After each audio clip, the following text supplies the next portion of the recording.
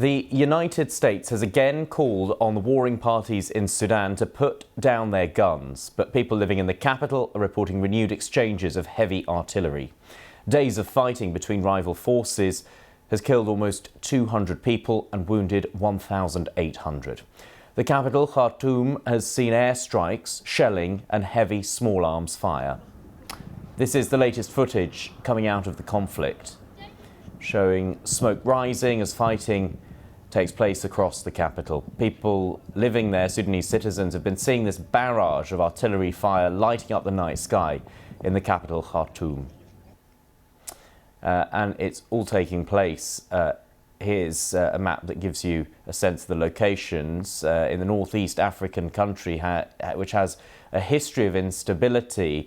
The country fell under military rule in 2019 when the long-time leader Omar al-Bashir was toppled.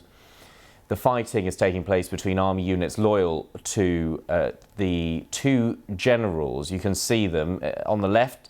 Mohamed Hamdan Dagalo, better known as Hemeti, is Sudan's deputy leader. He commands the RSF, that's a paramilitary force. And on the right, the de facto leader, General Abdel Fattah al-Burhan, both of them wanting to control Sudan's military. Let's go live to neighbouring Nairobi now, and our correspondent Ferdinand Omondi. Ferdinand, just give us a sense of the latest on the situation there. Yes, I've been following tweets and posts from residents of Sudan, and a lot of them in Khartoum says they are barely able to sleep and that the shelling has increased tremendously. I saw one of them say in the past 2 hours there's been non-stop bombardment going on and lots of explosive hurt, and that one of her younger cousins has had to put on earplugs to stop hearing the noise. So looks like the situation hasn't dissipated. Last night, a ceasefire that was supposed to be carried out for 3 hours was barely honored, and so for the third consecutive day since the fighting started, the humanitarian groups have not been able to reach out to the most vulnerable, and the numbers now are at least 1,000 who are injured and in need of medical help. That is just apart from the close to 200 who have now died. And I'm hearing even hospitals now, ambulances are unable to go to the hospitals and have declined to take patients there because some of them have been taken up by the militants.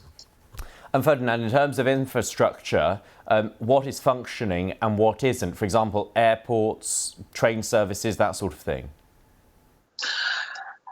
The main airport was bombed. I saw pictures from the BBC's open source intelligence team showing lots of planes which had been set ablaze. Train lines have been shelled. A bridge that is connecting one side of Khartoum and another was also blown up.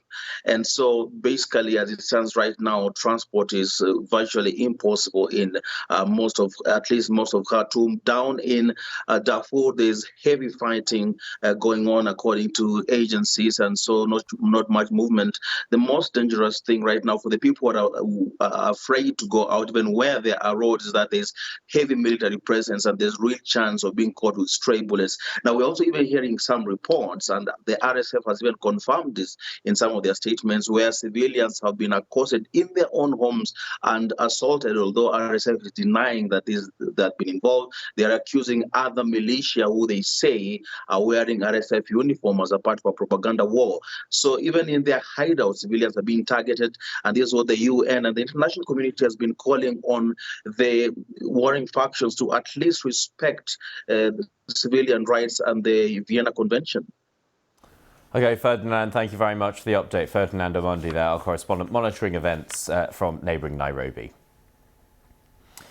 Well, in the past few hours, the US Secretary of State Antony Blinken made the call for a ceasefire in Sudan. He's already spoken on the phone to both of the warring generals in charge of the different factions. He was speaking at the G7 foreign ministers meeting that's been taking place in Japan.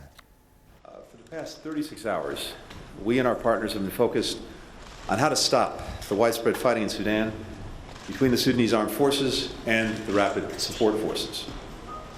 Indiscriminate military operations have resulted in significant civilian deaths and injuries and are recklessly endangering the Sudanese people, diplomats, including U.S. personnel, and humanitarian aid workers.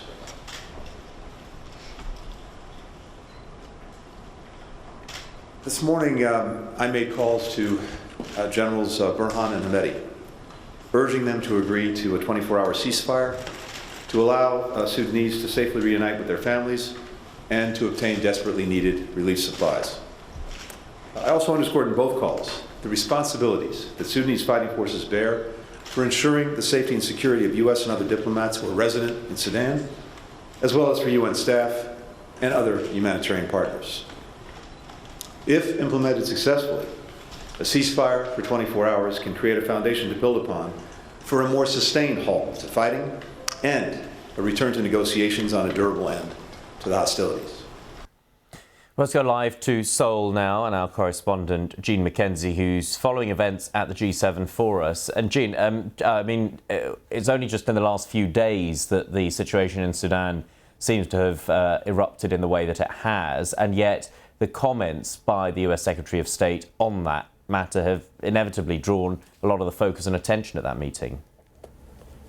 Yeah, I think it was, him revealing that he has actually spoken to the generals on both sides of the fighting, really, and urged them to enact this immediate ceasefire so that people can be reunited with their families and so people can get the food and the essential things that they need. And he was also very strongly saying that he had told the generals that they had to ensure the safety of civilians. He said that a US convoy of diplomats had come under attack, and that any attack on diplomats was, he strongly rejected.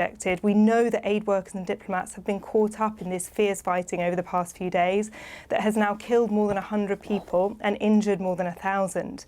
Mr. Blinken was speaking after what he said was a mammoth meeting of G7 foreign ministers in Japan. Now, they are meeting ahead of a G7 leaders summit that's taking place in Hiroshima next month. And the purpose of this three-day meeting was to set the agenda for that. So, as you might imagine, the war in Ukraine is top of that agenda.